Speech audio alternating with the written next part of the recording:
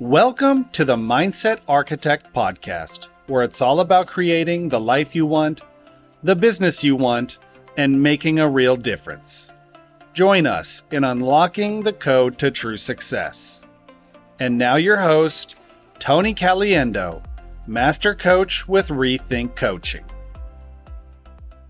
Welcome to the Mindset Architect podcast, episode number 75. I'm Tony Caliendo, Master Coach here at Rethink Coaching. And as always, I want to take a minute and just thank you for being here today and sharing your time with me. Time truly is our most valuable asset. And the fact that you're willing to share your time with me truly does mean a great deal. So thank you so much for being here. Today's topic I'm going to talk about is one of those things that if they had offered or offer a master's degree or doctorate degree in this topic, I would probably have both and maybe even a double master. And it's the conversation and topic of procrastination. You know, as an entrepreneur myself, I've experienced this. And I think as entrepreneurs, we all have moments where we experience it. Some of us more often than we would like, and certainly more than we would like to ever admit, because procrastination is such a thief of our time and our talent and what we have to give back to the world. And I think it's really important for us to take a minute today and just talk about a couple elements that may be causing procrastination, and you may not even be aware that it's happening. So I know for myself, I've set a goal and I've set deadlines with it, of course. You know, hey, by this time I'll be through this module, by this time I'll be through that module. And there are times, not often, but it does happen, where I will get to the end of that deadline. I hadn't done really anything towards achieving that goal. In fact, I did everything humanly possible to avoid doing the activity to get to that goal. And what I find is that until we can figure out what's causing the procrastination or the delaying in your world, it's going to continue to appear, make its appearance, and again, prevent you from shining your true light, getting to the point to where you're achieving the goals that you wanted to achieve and showing up in the world that you wanted to show up. And I think the number one thing for me about when I procrastinate the most is when I have this crazy thought about fear of failure. And I think it's funny. I mean, yes, I failed, but ultimately, most of us can say we've failed, but we've survived, right? We're still here. We're still breathing. We're still doing things. Yet this really unrealistic fear of failure can be one of the biggest thieves of your time and really tap into procrastination. And for a lot of us, right, entrepreneurs, realtors, there's that fear of failing in the venture you're about to take. It can lead you to avoiding doing things. It can lead us to postponing, which is just a brilliant way of holding yourself back, right? And all of this is to minimize or negate the potential failure that your brain has created in your mind. So I'm going to be really transparent. I've been tasked with doing a project right now to a magnitude of something that I've never done before. And it's a personal thing for my business. And I caught myself, because I'm aware of it, in this loop of procrastination. You know, 2 weekends have gone by that were dedicated to really working on this project at an incredibly high level. And I am moving towards that goal yet in a 6-hour or 8-hour day, because I work on the weekends, because I love actually what I do. And I'm always working towards building content. And so it's not unusual that I would be working on a weekend. But I will tell you, the last couple of weekends, I probably, out of, let's say, 6 to 8 hours that I could have been working on this project, I maybe did 2. And the realization would come on Monday morning when I'd go to reflect upon my progress and realize there wasn't much progress made at all. And this stems from my irrational fear of failure. This is something I've never done before. This is a big project. Has a huge risk of not being accepted into the world the way that I want it to be accepted. And so my mind's playing these little tricks on me. And what I love about fear of failure is it's your brain's way of protecting you. Because you see, if I don't finish the project, I'm not failing. And some of you would say, yes, you are. I'm in my mind, I'm not. The failure that I might be avoiding is the rejection from an agent, the rejection from somebody outside in the world. And so if I have this fear of failure and I don't do it, I didn't really fail because I didn't get rejected. And it is one way in which our brain thinks it's protecting us when it's really not. I mean, it's protecting us from harm and hurt in a way, but it's really holding you back. So I had to get real about this.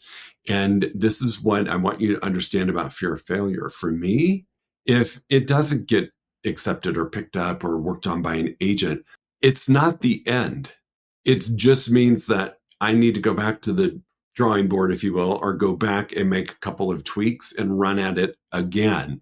And if it were to be rejected again, go back. And it's just one of those things sometimes that we have to do until we get to a yes. If you know me, I hate no. I will work around no a million times until I beat it to death and I either win or I concede that it's a hard no. So for me, fear of failure really is one of those things that I have to address because it's not failure. It's just no to the way you went about it. It's just no to what you're presenting. And you may be experiencing this in your world. And it's funny because, again, I don't view myself as failing if I don't get the project done. I would view it as a failure if somebody on the outside told me no. So where in your world are you avoiding because of this irrational, unrealistic thought of fear of failure? I love the thought of failing when I allow myself to get out of the muck. And I think I've said this before in several podcasts. Sometimes I'll tell a client who's about to go on a new adventure, I hope you fail because that means there's more lessons for us. Now, I always want you to win, but in the failure, there's the greatest lesson. So erase the fear of failure, address it, figure out what it is you're really avoiding, and reframe it that it's not usually the things that we do are not a one and done. Like I only have one chance at this. If I don't get it, it's done. That's not it. I have one chance at it the way it is. I've got multiple chances at the way it can be. That is the biggest mind shift for me when I'm looking to work through that. The other thing that happens sometimes when we're procrastinating is you may just be overwhelmed or burned out. And we've all experienced that. I mean, I wouldn't know for myself right now, I've got a multitude of projects going on. And if I do not manage them, it can become overwhelming. If I do not assign tasks and times and block times to do the work, it can become overwhelming. And burnout is a risk if you do not find the balance of time to recharge your batteries. So I want to talk a little bit about overwhelm and burnout because there's two things that you must do. Burnout, I notice for myself and a lot of my clients, will happen when we are procrastinating. It actually causes the burnout.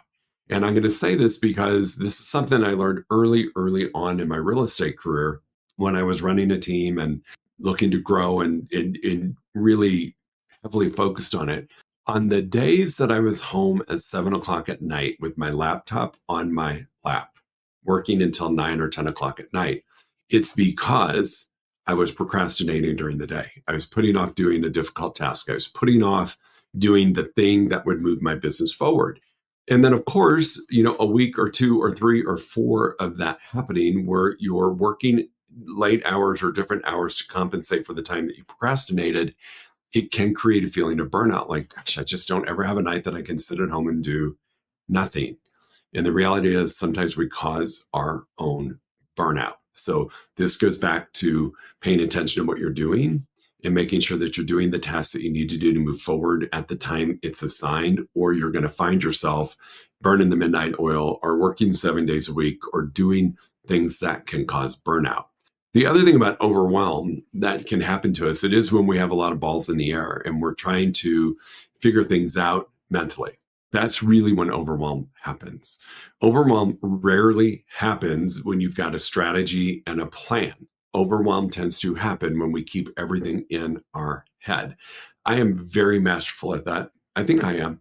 And then I end up getting myself overwhelmed because all of this stuff that you let roll around in your brain that you don't put on paper and you don't have a plan for and you don't have a strategy for and you don't have times assigned to really does lead to overwhelm, because every task at that point, when it's held in your head and it's not put on paper, or if you're an electronic person, not put out an electronic plan, carries the same weight of importance. And so going to pick up my dry cleaning is equally as important to calling a publisher back. Going to the grocery is equally as important as lead generation for a new client, because in our brain, as they're all rolling around up in there, we can't assign a priority to it as well as we could if we actually dumped it out and we worked on the strategy. So overwhelm and burnout, I think, are very self-inflicted things. And burnout, I believe, is mostly stemmed from procrastination, which is funny that that's the topic of today, but I do believe that creates a lot of burnout. And then overwhelm is, again, self-inflicted when you're holding things in your mind. I know for me, one of the tools that I learned a long time ago to get out of burnout, or I'm sorry, to get out of overwhelm, is to just kind of sit, like when I find myself in that place of overwhelm, I know I got to get stuff out of my head. So I get a blank piece of paper and I just dump out everything that I need to be doing. Every little task that's rolling around in my head, I just dump it out on a piece of paper. Then I go through that list and I look at what is on that list that I don't have to do today. Can I delay it? Or can I just completely delete it? Like, I don't even need to do it. I don't know why it's in my head. I don't know why it's on the piece of paper. I can either delete it or I can delay it. So I go through that list, look for things I can delete and delay. Now the list is shrinking. I run through the list again and say, what is on this list that I could delegate? Who could I give these tasks to that I don't have to do the task that's on there? It just needs to get done. And start identifying who in your world that you can delegate to. If you've got an admin, if you've got a spouse, if you've got a good friend, if you've got anybody who you can leverage to help you in terms of delegation, it's powerful. So now you've gone through that list again and you've delegated off. Now what I find is that what's remaining is truly my must-do list. It is the list of the critical activities that only I can do and that really need to be done. It really does help me get out of a place of overwhelm. And then with that must-do list, I can go through and prioritize what is the first priority, second priority, third priority, and go through that whole list. And it just is a great way to get out of overwhelm and calm our brain. So that is one exercise that I do often, because most of us are working on multiple projects at a time. If you're a real estate agent, multiple clients, buyers, sellers, lead gen, lead follow-up, running a team, marketing, social media. You got a lot going on, and it can put you in a place of overwhelm. So when you get there, just think about how you can get all that out of your head and move forward. One of the other things that can cause procrastination is distractions in the digital age. It's one of those things, team. I know for myself, and again, I'll just be transparent, we post a lot at Rethink Coaching. And there's that curiosity piece of me that wants to see how well our post is trending, how many engagements we've had, has anybody replied to it, is it being well received? And with that, I get drawn into social media. Even if I don't make the post and it's been done for me, I still want to see how it's performing, because that's the business person in me. But what really happens is I look real quick at how it's performing, and then I see this post right below it. And all of a sudden, I'm going down a bunny trail of unimportant things, and I'm sucked into social media. And so the constant presence of digital distraction, your phone, your laptop, your iPad, your iWatch, if you're an Apple person, all of those things, all the dings, all the buzzes, all the vibrations, all of this stuff can really be a huge distraction. I typically only wear my Apple Watch when I'm working out, because it is a constant distraction when a text comes in, when it's dinging and beeping on my wrist, where my phone I can put away. I can put it in a drawer, I can turn it over, I can do a lot of other things. So it's really how you decide to control some of those distractions in our current world. And I think the connectiveness that we have digitally to everything is a big culprit, because let's face it, I can either lead generate, or I can read this really fun post that my friend made about a vacation they took to go to Barbados, and I can learn about where they stayed and the food they ate, and I get to look at the beautiful ocean. It's very seductive to your brain to go and do that versus some of the hard work. So distractions in the digital age can really create an escape for you and allow you to delay, procrastinate doing what you're supposed to be doing, and maybe getting some pleasure out of things that you don't need to be doing and allowing you to procrastinate against the activities. The other part, or the other thing that can allow us to procrastinate, is lack of accountability. So this project that I'm working on, I thought I was just brilliant enough, and I'm a coach and I know how to manage my time, and I know how to strategize, and I know my path to success in this project, and I know what has to be done for me to be able to pitch this to an agent. I had lack of accountability to somebody other than me. And so, as any good coach would do, I hired a coach for this specific function, this specific activity. Because when you only have yourself to report to, we're brilliant at making up all kinds of reasons as to why we didn't get it done. And there's tomorrow, and there's next weekend, and there's all of this time that I have that I could get it done when I only have myself to report to.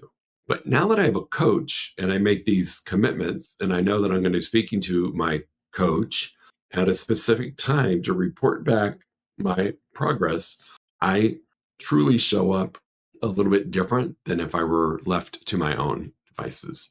And so if you don't have a coach, hire one.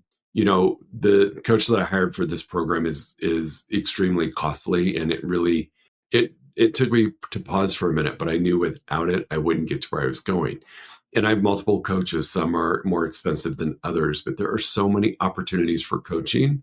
Like in Rethink's world, we offer coaching for all levels. We offer group coaching for those people who financially can't afford one-on-one. We offer an entry-level one-on-one coaching program. We offer a master level, a core level of coaching for one-on-one people that are a little bit further ahead in their business or have the resources to invest. So if you do not have a coach, it is truly the best form of accountability. Yes, friends, yes, spouses, yes, kids can help you with accountability.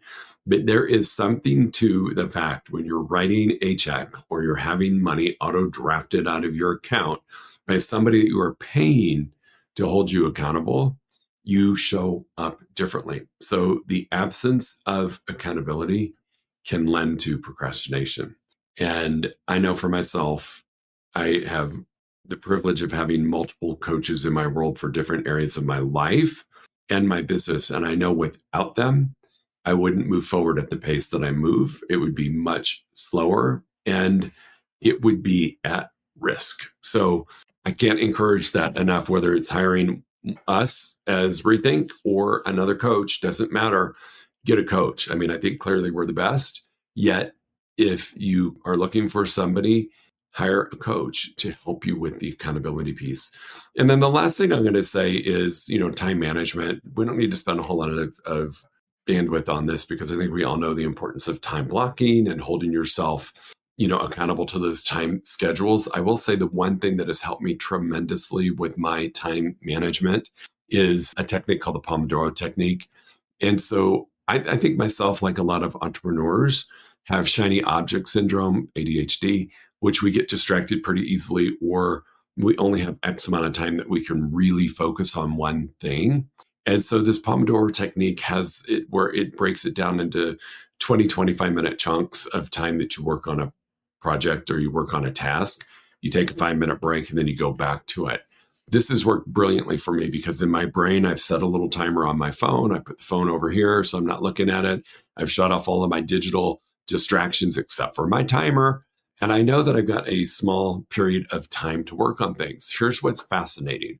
I used to time block for 2 hours or 3 hours to do an activity. When I do the Pomodoro technique and I block 25 minutes, 5-minute break, 25 minutes, 5-minute break, I get more done in shorter amount of time because there's a start and a finish time that's been condensed. I don't sit there if an hour has gone by and I've kind of piddled it away in my brain. I'm like, well, I got another 2 hours. It's all good. when I've got a 25-minute time block, if I piddle it away, I've wasted that 25 minutes, and I'm going to have an accountability with myself at the end of the 25 minutes. So pay attention, and this might be a technique that you want to do. You can Google it, learn about it. You can buy a special little timer for it if you don't want to use your phone. Whatever you need to do, it really is a technique that's helped me tremendously on the time management side of things. So my calendar is broken out into 25-minute chunks for the key drivers for my major activities, which really has helped me tremendously because I don't get overwhelmed with, oh my gosh, I got 3 hours, I got to do this task. And what has happened again is I become way more efficient, and I don't need 3 hours to do it anymore. It's been a brilliant discovery, and it works for those of us who might have a little issues with attention and focus. It's just part of, I think, our genetic makeup as entrepreneurs. So in review, team, the drivers of procrastination can be fear of failure. I think that's the number one thing that keeps a lot of us in a state of procrastination. The other thing is overwhelm and burnout. And I believe burnout is caused by procrastination. And so I think it's fun to point and connect those two things together. And overwhelm is just simply, I believe it's self-inflicted.